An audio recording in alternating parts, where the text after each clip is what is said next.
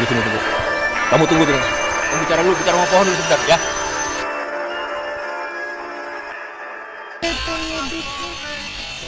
Tunggu sini, tunggu. Kamu tunggu tuh. Kamu bicara dulu, bicara sama pohon dulu sebentar ya. Kenapa gitu, Pak? Ini Pak, polsek ada apa? Pak.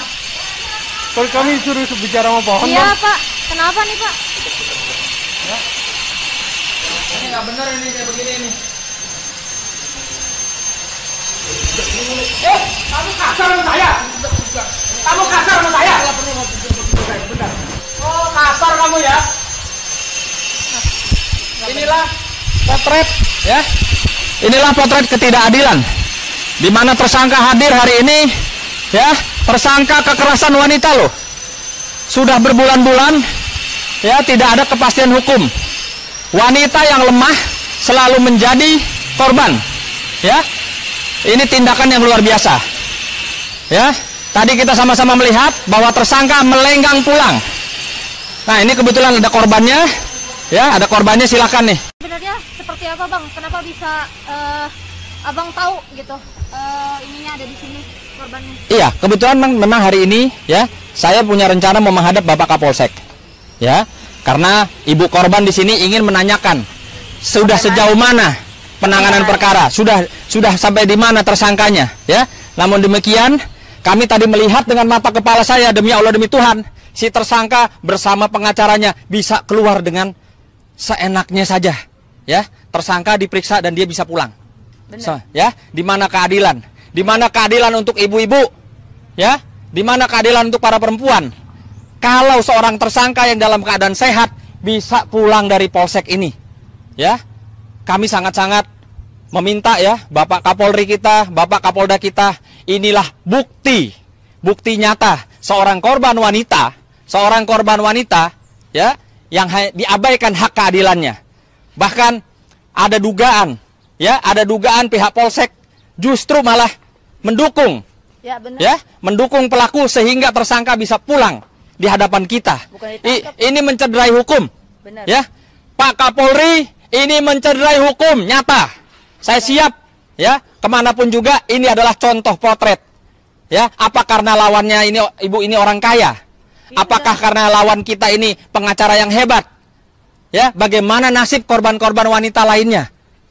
Itu saja dari saya. Ini sudah luar biasa. Assalamualaikum warahmatullahi wabarakatuh.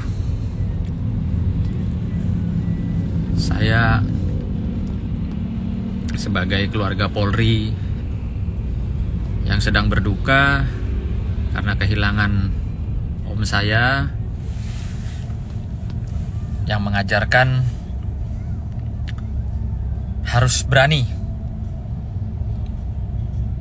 berbicara kebenaran, harus berani melaporkan oknum-oknum pihak kepolisian yang bisa saja merusak institusi Polri yang kita cintai.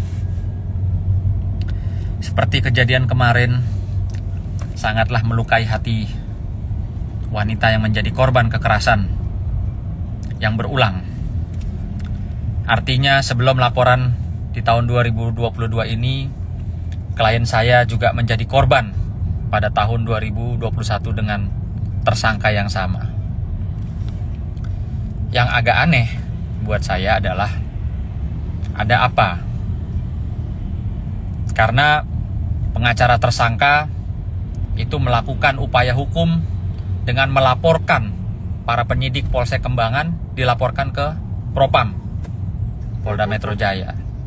Begitu juga pihak pengacara tersangka melakukan upaya hukum menggugat pra-peradilan penyidik Polsek Kembangan. Namun demikian, hakim menyatakan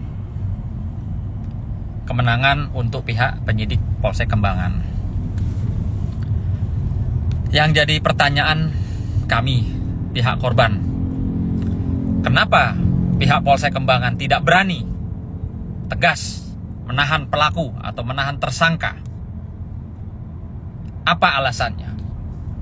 Kalau alasannya adalah karena ada anak kecil, mengurus anak, perlu diketahui bahwa kami ya sudah beberapa bulan lalu melaporkan ke Komisi Perlindungan Anak Indonesia melaporkan ya tersangka dikarenakan klien saya seorang ibu yang masih punya anak kecil tidak bisa bertemu dengan anaknya, tidak diperbolehkan bertemu dengan anak-anaknya. Kami punya bukti otentik semua, baik itu laporan KPAI-nya, video dokumentasi klien saya seorang ibu ingin melihat anak kecilnya yang berusia 6 tahun sedang ulang tahun, datang ke rumah tidak dibukain. Artinya sangatlah tidak tepat kalau alasan itu dipakai untuk menangguhkan penahanan terhadap tersangka. Dan kemarin betul-betul saya pribadi dan korban sebagai pelapor itu sangat kecewa karena melihat tontonan yang sangat-sangat tidak pantas, di mana seorang tersangka selesai di BAP lalu bisa keluar dengan melenggang di hadapan media, di hadapan kami selaku pihak korban. Yang sangat disayangkan ditemani oleh oknum, ya saya bilang oknum, karena kalau polisi profesional pastilah tidak akan melakukan hal-hal yang kasar seperti itu. Dimana saat kami bertanya sebagai korban, saya sebagai penasehat hukum korban mempertanyakan, "Bang, kenapa tersangka tidak ditahan?" Tidak dijawab sama sekali. Ya, tidak dijawab sama sekali, bahkan oknum tersebut menganggap kami ini tidak ada. Dia keluar, jalan bersamaan dengan tersangka, mengabaikan kami, ya, istilahnya mengabaikan pertanyaan kami, bersama-sama meninggalkan polsek dan bersama-sama naik mobil lalu jalan meninggalkan kami. Inilah yang menjadi satu persoalan yang pasti ini mencederai, menyakiti hati para pencari keadilan. Dari saya seperti itu sangatlah tidak masuk akal, ya.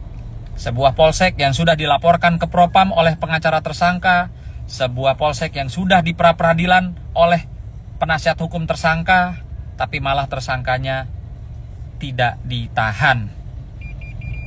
Terima kasih. Hal ini saja yang perlu saya sampaikan.